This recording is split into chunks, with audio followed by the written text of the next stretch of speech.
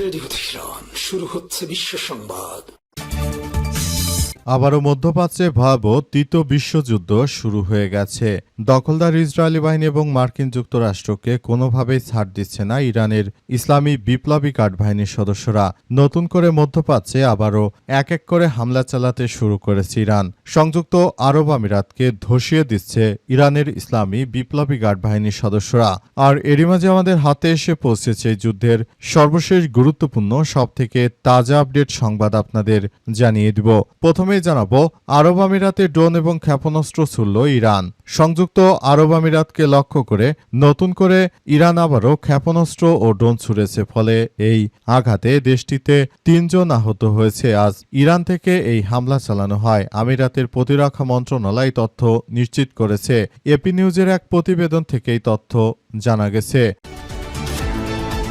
এরপর জানাবো, সিআইএর প্রতিবেদন অবরোধ সত্ত্বেও আরও কয়েক মাস টিকে থাকতে সক্ষম ইরান। হরমুজ প্রণালীতে যুক্তরাষ্ট্রের নৌ অবরোধ সত্ত্বেও ৩ থেকে ৪ মাস টিকে থাকতে পারবে ইরান। এরপর গভীর অর্থনৈতিক সংকটের সম্মুখীন হতে পারে দেশটি। এই সপ্তাহে মার্কিন প্রশাসনের কর্মকর্তাদের কাছে জমা দেওয়া গোয়েন্দা প্রতিবেদনে উঠে এসেছে এমন তথ্য। বিষয়টির সঙ্গে সংশ্লিষ্ট ৪ জন কর্মকর্তার বরাত দিয়ে কথা জানিয়েছে দ্য ওয়াশিংটন পোস্ট। ওই প্রতিবেদনটি তেহরানের উপর মার্কিন সামরিক ও অর্থনৈতিক চাপের কার্যকারিতা সম্পর্কে প্রেসিডেন্ট ডোনাল্ড ট্রাম্পের দাবি নিয়ে নতুন প্রশ্ন উত্থাপন করা হয়েছে। এদিকে হরমুজ সংকটের ধাক্কা সৌদি বাজেটে ২০১৮ সালের পর সর্বোচ্চ ঘাটতি। হরমুজ প্রণালী বন্ধ হয়ে যাওয়ার প্রভাব মোকাবেলা এবং আগাম ব্যয় বৃদ্ধি পাওয়ায় ২০২৬ সালের প্রথম প্রান্তিকে সৌদি আরব ১২৫.৭ বিলিয়ন রিয়াল প্রায় ৩৩.৫ বিলিয়ন ডলার বাজেট ঘাটতির মুখে পড়েছে, যা ২০১৮ সালে এই দেশটির সর্বোচ্চ ঘাটতি। একই সঙ্গে এটি গত বছরের একই সময়ের তুলনায় প্রায় দ্বিগুণ। এবারে জানাবো, ভারতের পশ্চিমবঙ্গের মুখ্যমন্ত্রী হলেন শুভেন্দু অধিকারী। পশ্চিমবঙ্গের নতুন মুখ্যমন্ত্রী হিসেবে শুভেন্দু অধিকারীর নাম আনুষ্ঠানিকভাবে ঘোষণা করা হয়েছে। কেন্দ্রীয় স্বরাষ্ট্রমন্ত্রী অমিত শাহ নির্বাচনের ফল প্রকাশের পর থেকেই বিজেপির শিবিরের মুখ্যমন্ত্রীর পদে শুভেন্দুকেই সবচেয়ে বেশি শক্তিশালী দাবিদার হিসেবে দেখা হচ্ছিল। অবশেষে শুভেন্দুর নামই ঘোষণা করেছে কুখ্যাত সন্ত্রাসী নরেন্দ্র মোদীর দল। এবং সর্বশেষ জানাবো, বাংলাদেশ খেলাফতে মজলিসের মহাসচিব বললেন, অন্যের মাথায় কাঁঠাল ভেঙে খেতে আনন্দ পায় বিএনপি। বাংলাদেশ খেলাফতে মজলিসের মহাসচিব জালাল উদ্দিন বলেছেন, বিএনপি ঝুঁকি নিতে চায় না, অন্যের মাথায় কাঁঠাল ভেঙে আনন্দ পায়। তারা যদি ৫ মে রিস্ক নিত তাহলে এত দীর্ঘদিন তারা জেল জুলুমের শিকার হতো না, আমরা হতাম না।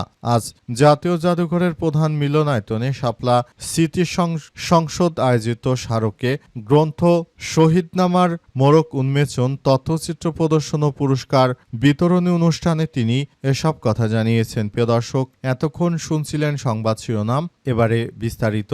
তবে তার আগে বন্ধুরা অনুরোধ থাকবে, এই সংবাদটিতে একটি লাইক দিন। এই চ্যানেলে আপনি নতুন হয়ে থাকলে আমাদের সংবাদটি দেখতে দেখতে চ্যানেলটি সাবস্ক্রাইব করে রাখুন। কমেন্ট করে বন্ধুরা আপনার মূল্যবান মতামত জানিয়ে দিন আপনি বিশ্বের কোন দেশ থেকে বা বাংলাদেশের কোন স্থান থেকে আমাদের সংবাদটি দেখছেন এবং শুনছেন।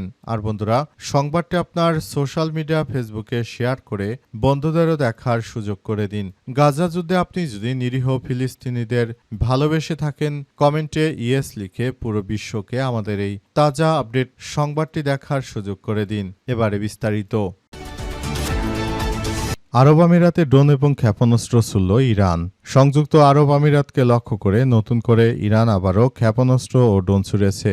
এর ফলে এই আঘাতে দেশটিতে ৩ জন গুরুতরভাবে আহত হয়েছে। আজ শুক্রবার ইরান থেকে এই হামলা চালানো হয়। আমিরাতের প্রতিরক্ষা মন্ত্রণালয় তথ্য জানিয়েছে। এপি নিউজের এক প্রতিবেদনে তথ্য নিশ্চিত করা হয়েছে।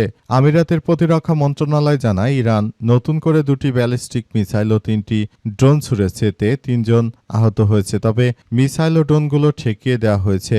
মিসাইল ও ড্রোনের ধ্বংসবশেষ পরে 3 জন গুরুতরভাবে আহত হয়েছে বলে জানা গেছে। মন্ত্রণালয় আরও জানিয়েছে, যুদ্ধ শুরুর পর এখন পর্যন্ত ইরানের ছোড়া 551টি ব্যালিস্টিক মিসাইল, 29টি ক্রুজ মিসাইল এবং 2263টি ড্রোন প্রতিহত করা হয়েছে। এদিকে উপকূলীয় এলাকাগুলোতে হামলা হলেও আমিরাতের মূল ভূখণ্ডে এখনও কোনো ধরনের মিসাইল বা ড্রোন হামলার ঘটনা ঘটেনি বলে জানা গেছে। অর্থাৎ সংযুক্ত আরব আমিরাতকে নতুন করে শিক্ষা দিচ্ছে ইরানের ইসলামী বিপ্লবী গার্ড বাহিনীর সদস্যরা। মার্কিন যুক্তরাষ্ট্র এবং দখলদারদের পাশাপাশি এই মুসলিম দেশটি এই রাষ্ট্রটিকে একদম ধ্বংসস্তূপে পরিণত করা হচ্ছে। সারা বিশ্ব জুড়ে তারা যে ধরনের সন্ত্রাসী কার্যক্রমগুলো চালিয়ে যাচ্ছে, এদের বিরুদ্ধে পৃথিবীর ইতিহাসে সবথেকে ভয়াবহ আক্রমণ চালিয়ে যাচ্ছে ইরানের ইসলামী বিপ্লবী গার্ড বাহিনীর সদস্যরা। মার্কিন যুক্তরাষ্ট্র এবং দখলদারদের বিরুদ্ধে ইতিহাসে সবথেকে বড় আক্রমণ শুরু করেছে তারা। সংযুক্ত আরব আমিরাত এই রাষ্ট্রটি মুসলিম হলেও এরা হচ্ছে এক শ্রেণীর দখলদার মুসলিম। এই দখলদারদের কাজ হচ্ছে তারা ইসরায়েল এবং যুক্তরাষ্ট্রের সঙ্গে তারা মিলে নতুন করে ইরানের বিরুদ্ধে সন্ত্রাসী কার্যক্রম চালিয়ে যেতে চেয়েছিল, তাই এদের বিরুদ্ধে আসলে এই ধরনের কার্যক্রমগুলো চালানো হচ্ছে। মোট কথা, নতুন করে আবারও সন্ত্রাসী কার্যক্রম শুরু করার পরই ইরান এদের উপর চরমভাবে প্রতিশোধ নেয়ার ঘোষণা দেয় বলে জানিয়েছে ইরানের ইসলামী বিপ্লবী গার্ড বাহিনীর সদস্যরা। অবরোধ সত্ত্বেও আরও কয়েক মাস টিকে থাকতে সক্ষম ইরান, সিআইএর প্রতিবেদন। হরমুজ প্রণালীতে যুক্তরাষ্ট্রের নৌ অবরোধ সত্ত্বেও 3 থেকে 4 মাস টিকে থাকতে পারবে ইরানের পর গভীর অর্থনৈতিক সংকটে সম্মুখীন হতে পারে দেশটি। এই সপ্তাহে মার্কিন প্রশাসনের কর্মকর্তাদের কাছে জমা দেওয়া গোয়েন্দা প্রতিবেদনে উঠে এসেছে এমন তথ্য। বিষয়টির সঙ্গে সংশ্লিষ্ট 4 জন কর্মকর্তার বরাত দিয়ে তথ্য জানিয়েছে দ্য ওয়াশিংটন পোস্ট। এই প্রতিবেদনটি তেহরানের উপর মার্কিন সামরিক অর্থনৈতিক চাপের কার্যকারিতা সম্পর্কে প্রেসিডেন্ট ডোনাল্ড ট্রাম্পের দাবি নিয়ে নতুন প্রশ্ন উত্থাপন করা হয়েছে। প্রতিবেদনে বলা হয়েছে, গোয়েন্দা কর্মকর্তারা নিশ্চিত করেছে যে সামরিক অবকাঠামো অস্ত্রাগার লক্ষ্য করে সপ্তাহব্যাপী মার্কিন ও ইসরায়েলি হামলা সত্ত্বেও ইরানের যথেষ্ট ব্যালিস্টিক ক্ষেপণাস্ত্র সক্ষমতা অটুট রয়েছে। ওয়াশিংটন পোস্টের প্রতিবেদন অনুযায়ী একজন মার্কিন কর্মকর্তা জানিয়েছে, ইরানের কাছে যুদ্ধ পরবর্তী সময়ে মোবাইল লঞ্চারে প্রায় 75% এবং ক্ষেপণাস্ত্রের 70% এখনও মজুত রয়েছে।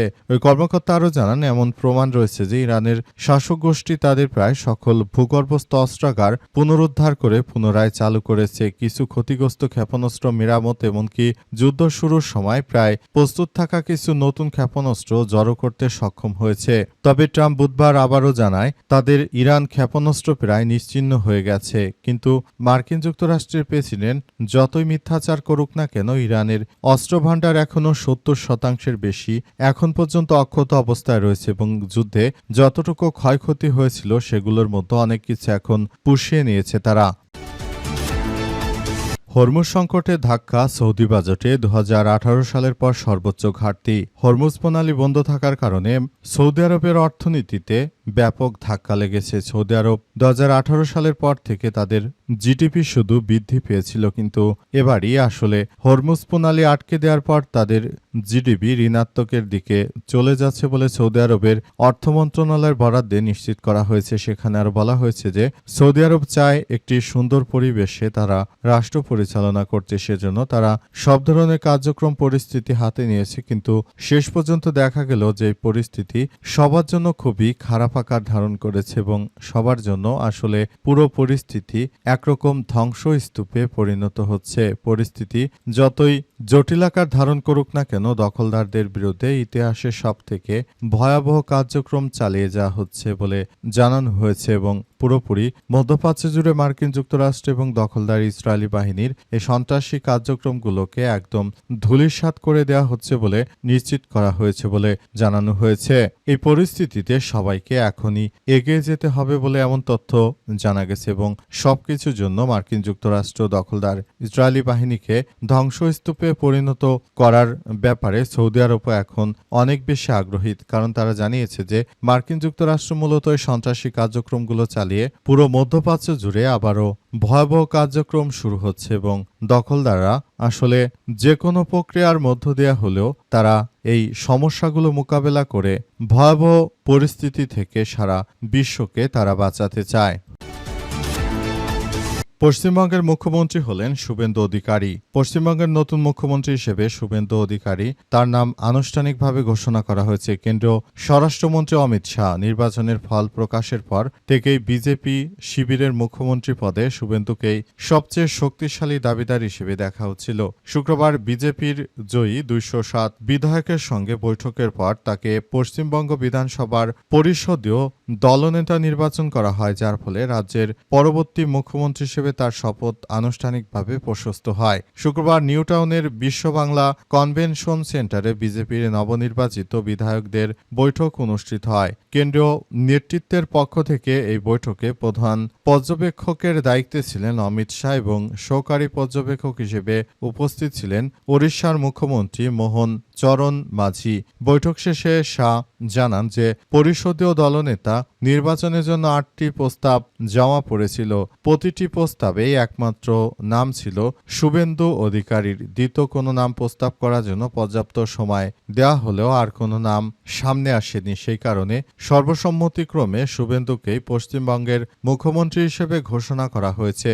আজ কলকাতা ব্রিগেড প্যারেড গ্রাউন্ডে নতুন সরকারের শপথ গ্রহণ অনুষ্ঠান হওয়ার কথা রয়েছে। পরিষদীয় দলনেতা নির্বাচিত হওয়ার পর শুভেন্দু অধিকারী বিধায়কদের সমর্থনপত্র নিয়ে রাজ্যপাল আর.এন. রবির কাছে সরকার গঠনের দাবি জানাবেন। যদিও রাজনৈতিক মহলে মুখ্যমন্ত্রীর পদ নিয়ে নানা আলোচনা ছিল, বিজেপির অন্দরে শুভেন্দুকেই নিয়ে আস্থা ছিল সবচেয়ে বেশি। এর পেছনে অন্যতম কারণ তিনি টানা 2বার রাজ্যের বিদায়ী মুখ্যমন্ত্রী মমতা বন্দ্যোপাধ্যায়কে সরাসরি নির্বাচনী লড়াইয়ে পরাজিত করেছেন। 2021 সালের বিধানসভা নির্বাচনে নন্দীগ্রামে মমতার বিরুদ্ধে লড়ে 1956 ভোটে জয়ী হয়েছিলেন শুভেন্দু। সেই জয়ের পর এবার তিনি শুধু নন্দীগ্রামেই নয় বরং ভবানীপুর থেকেও প্রতিদ্বন্দ্বিতা করেছেন। মমতার শক্ত ঘাঁটি হিসেবে পরিচিত ভবানীপুরেও তিনি জয় ছিনিয়ে নিয়েছেন। সেখানে 15,000-এর বেশি ভোটে মমতাকে পরাজিত করেন। ফলে রাজনৈতিকভাবে শুভেন্দুর উত্থান বিজেপির কাছে পশ্চিমবঙ্গের নেতৃত্বের জন্য স্বাভাবিক পছন্দ হয়ে উঠেছে। যদিও শুভেন্দু অধিকারী একজন জোকার।